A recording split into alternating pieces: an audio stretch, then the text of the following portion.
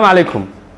fariinta maanta waxa weeye in aanad raacin dhanka loo badan yahay ee aad raacdo dhanka saxda ah. inta badan waxayna khalda oo aan ku lugo'naa dad badan baa sameeyay darteed inaan wax u sameeyno iyo dad badan baa u arkaa inay sax tahay inaan wax u sameeyno. xaqiiqdu waxa weeye waxa saxda ah inta badan dadku ma raacaan. waxaan u badannahay in dhinaca fudud iyo shortcuts-ka iyo dhinaca sahlan iyo waxa la qaban karo iyo waxa caadiga aynu badankeenu qabano. tirada yar ee ku dhiirata inay ku dhacdo qabashada waxa laga cabsoodo, tirada yar ee ku dhacda ee leh dhiiranaanta ay ku wajahaan waxyaabaha laga baqo in la wajaho ayaa dhabtii gaadha darajooyinka sare ee nolosha. nin macallin oo ah wuxuu oran jiray, it's lonely at the top but you eat better. xagga sare ee nolosha, darajooyinka sare ee noloshu waa cidla inta badan, dad badani ma joogaan. sababtuna waxa weeye because halkaa tegideeda adag, halkaa tegideeda shaqo iyo tacab iyo daal adag u baahan, halkaa tegideeda qiimo adag baa ku xidhan. waxaana keliya tagaa dadka bixiya qiimaha. nolosha qaybaheega hoose waa buuq, meelaheega hoose waa buuq.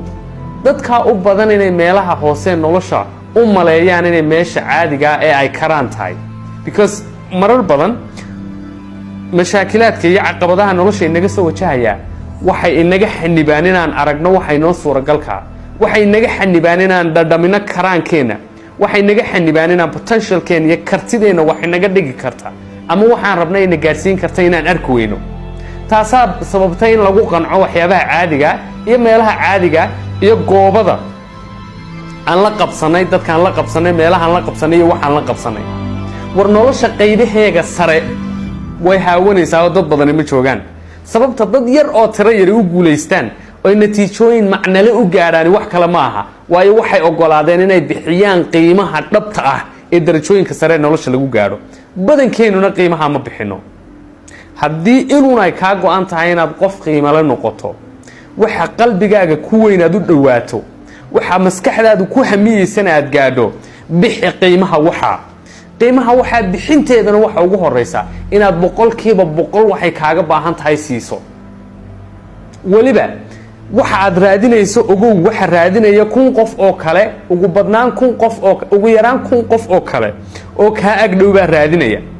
laga yaabaa inay ka resource badan yihiin, laga yaabaa inay ka fursado badan yihiin, si ka taageero badan yihiin oo ay u fududahay inay gaaraan meelaha qaar. laakiin ogow mar walba talaabooyinka aad u baahan tahay inaad qaado iyo qiimaha aad laga rabo inaad bixiso oo ay ka rabto meeshaad u socotaa, ila garo qiimaha una go'aamina qiimaha wax ka sareeya bixi si qiimaha keenideedu ay kuugu fududaato.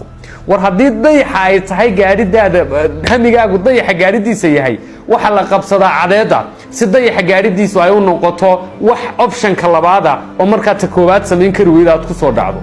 marka horeba adigoo dayaxa ku hamiyay haddaad xidigaha sii qabsato, xidigaha meel ka hooseeyaad ku dhacaysaa. nolosha inaan wax ka noqono oon gaadhno natiijooyin macno leh oo aan gaadhno meelaha qalbigeenna ku weyn, waxay u baahan tahay kaliya inaan qiimaheega bixino.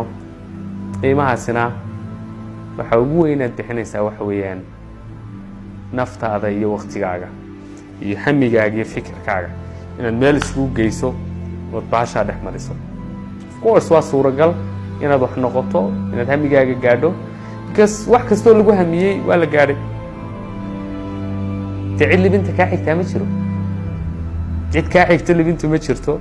sacabna sacabkaaga kaagama horeeyo. aamin inay waxaasi suuragal yihiin. qiimaheegana bixi. meelaha hoose buuqaana ka kac, meelaha sare ee cidlada laakiin lagu raaxaystee nolosha teeda sare ah ee darajooyinka sare qoorta loo suro dadka gaadha. laakiin dad badan aanay joogin meesha qiimaheega bixi. you will eat better and you will sleep better. Allahayow hooyadeen hoy jannada ka see. Allahayow hooyadeen hoy jannada ka see. She's my pillow when I cry, she holds me inside.